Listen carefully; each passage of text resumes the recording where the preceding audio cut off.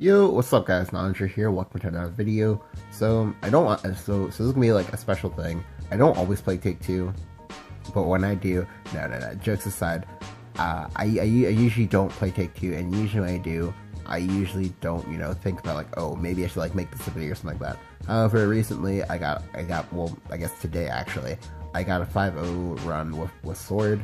Now, let me go and clarify. This Sword deck was actually a really good draft overall. I think the only bad part about it, quote unquote, was that I had like quick players in it, but that's fine. So let me just go ahead and show you guys these games. The also good thing about this is that all of my opponents, all 5 of them, all master. So ordinarily, I usually tell people to just play Take-Two during the middle of the season, because you usually kind of run into players who are lower ranked than you. Like, say for example, I've had some Take-Two games in which like my opponent's rankings were in this order: D, C, B, beginner 0, C. Like, and obviously some of those are gonna be free wins. But yeah. All right, so let's see how many cards am I looking at. Okay, so I'm only looking at all the cards that I did because I wanted to try to get a 2-drop.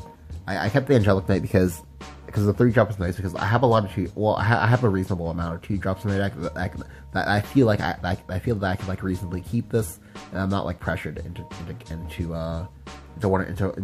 absolutely like needing a 2-drop.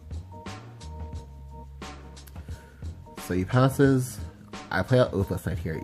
In Arena, you want to go wide. You want to go wide early because when you get to go wide early, it means that they get to dictate trades, and that you're not vulnerable to single target removal. You are vulnerable to AOE. However, there's not much AOE in this format. So I just go ahead and I trade, and I go face. Now, him playing the Precious Blood things was the best possible thing for me, because now he has to use a removal spell, and here he has to trade. So he effectively gave me 2 cards for 2 cards, but my 2 cards got to get into damage. I'm just gonna go ahead and go double 2-drop here.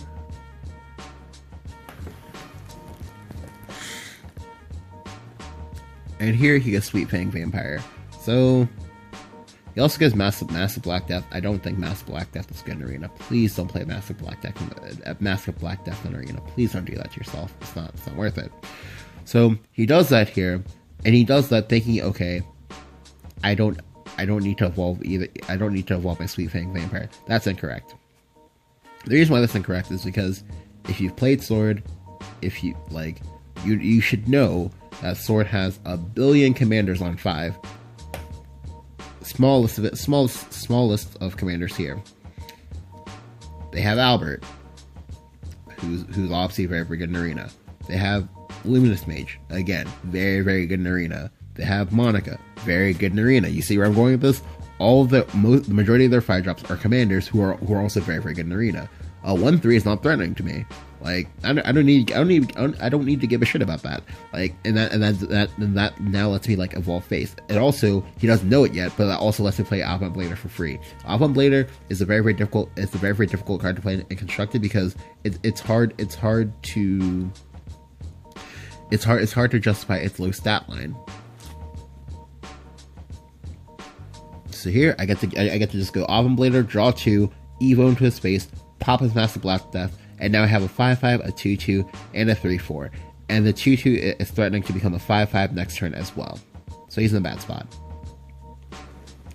I rip Geno and Blitzlancer off of this Avant Blader, so now there's no way I lose this game.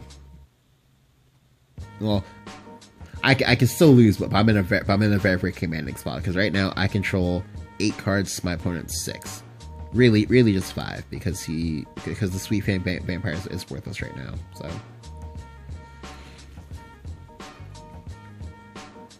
So here I just go Monica.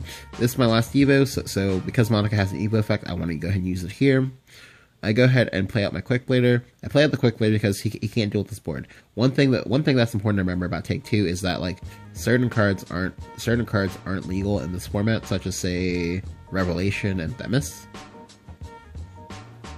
And Revelation is the only way he can come back on this board. So However, at the time, I forgot that Revelation wasn't legal, which is why you're gonna see me like misplay the way I do this turn. This turn I should have gone face, but I chose not to because I was like, oh well, you know, like he can Revelation me. Maybe I'll be able to build a board that has like 10 damage, that has like that has like 10 plus damage, and I'll just kill him that way. Don't do that. Like Revelation, as far as I know, is not legal in this format, so it was important for me to go face. By going face, I go ahead and I set up 2-turn lethal. The only punish there was him having Carabosa.